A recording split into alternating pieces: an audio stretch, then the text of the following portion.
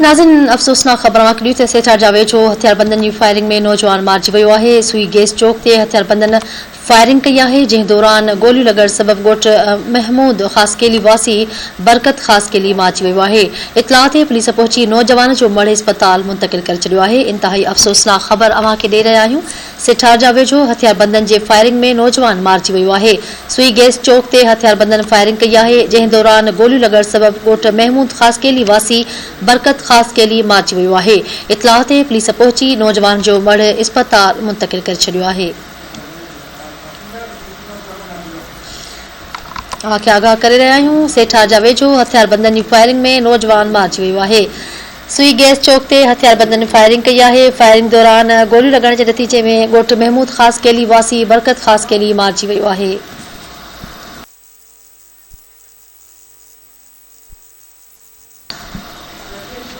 अव्हांखे आगाह कयूं पिया। इतलाह ते पुलिस पहुची नौजवान जो मढ़ अस्पताल मुंतक़िल करे छॾियो आहे।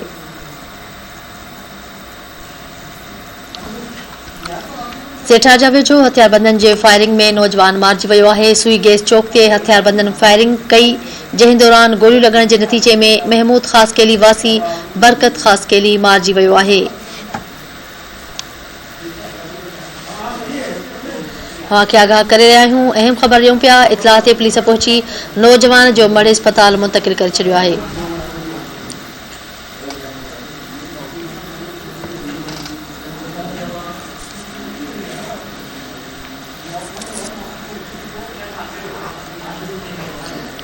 सेठा जा खदाती टीवी न्यूज़ जो रिपोर्टर आशिक हुसैन लाइन ते मौजूद है। जी आशिक हुसैन, नौजवान मारिजी वियो आहे, कहिड़ा तफ़सील आहिनि हवाले सां?